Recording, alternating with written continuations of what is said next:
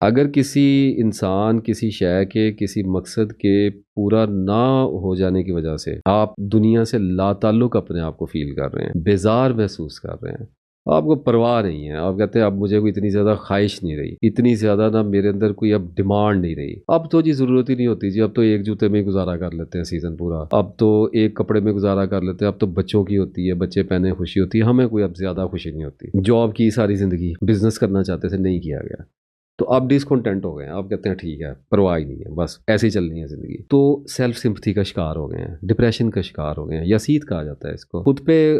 गौर करने की ज़रूरत है कि रिएक्टिव डिप्रेशन आ रहा है,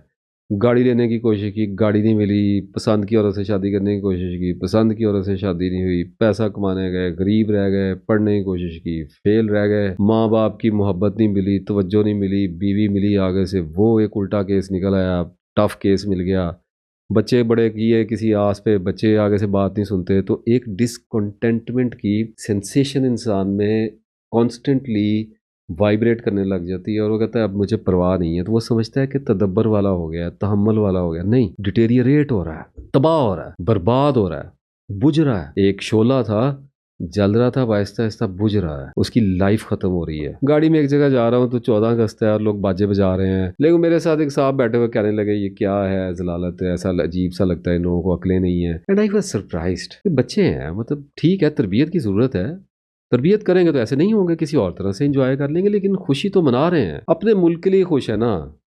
अब अपनी अपनी तरबियत के हिसाब से खुश हो रहे हैं, तो अगर खुशी मना रहे हैं तो इसमें कौन से ऐसे मसले वाली बात है। तो कहीं ऐसा तो नहीं है कि खुशी आपके अंदर से खत्म हो गई है, आपको चीजें हिट नहीं दे रही हैं, आप कंप्रोमाइज कर गए हैं लाइफ के ऊपर। तो एक तो इन खतूत पे थोड़ा सा सोचने की ज़रूरत होती है। फिर लोग होते हैं ना, गम नहीं है उनको, वो ख़ास गम नहीं है, सिर्फ उदासी है, तन्हाई है, लातल्की सी है, एक बेजारी सी है, हर चीज़ से, किसी चीज़ में दिलचस्पी महसूस नहीं होती, अल्लाह का दिया हुआ भी सब कुछ है, बज़ाहिर कुछ गलत भी नहीं लगता, छोटे मोटे मसले ही हैं, लेकिन अगर आप उनसे पूछें तो कहते हैं यार कोई इतना ख़तरनाक तो कोई मामला नहीं है लाइफ में, लेकिन मिजाज इस तरह का है, शाम को सूरज डूबता है उदासी होने लग जाती है, सर्दियों की धुंध पड़ती है तो एक तो सीजनल डिप्रेशन है, उसकी बात नहीं कर रहा, सर्दियों में घुसते हुए और गर्मियों में जाते हुए तो सीजनल डिप्रेशन आता है, एक एक महीने का, ये थोड़ा ज़्यादा मिजाज के हिसाब से, वो लोनलीनेस थोड़ी होती है, उसकी बात नहीं कर रहा, डे एंड नाइट का साइकिल है, उसकी वजह से भी प्रॉब्लम आ जाती है सेंसिटिव लोगों को। लेकिन ओवरऑल कुछ लोग होते हैं जो हर चीज़ को फील कर रहे होते हैं, कुछ भी हो गया है तो उदासी होती है। अगर आपके साथ ये वाला मामला नहीं है कि आपको कोई लेना देना भी नहीं है चीज़ों के साथ, आपको ये भी नहीं है कि मुझे गाड़ी क्यों नहीं मिली, मुझे ये नहीं मिला, मुझे वो नहीं मिला, इसलिए मैं, मुझे जैसे डिप्रेशन होता है ना मोहब्बत में नाकामी के बाद का डिप्रेशन, आपको इस किस्म की चीज़ नहीं है, आपको बस उदासी है, तवील अरसे से चलती चली आ रही है, तन्हाइयाँ हैं, डिसकंटेंटेड फील करते रहते हैं हर वक्त। आपके लिए अच्छी खबर है मेरे पास, आपके लिए मुबारक है, ये इस कैफियत से परेशान होने की ज़रूरत नहीं है, ये जो तन्हाई और उदासी है ना,